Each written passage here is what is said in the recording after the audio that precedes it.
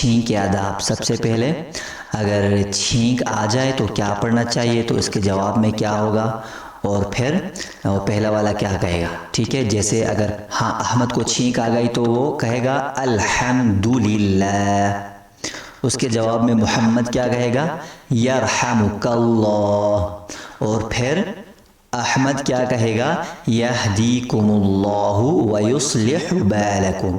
ये दुआ बुखारी शरीफ से साबित है।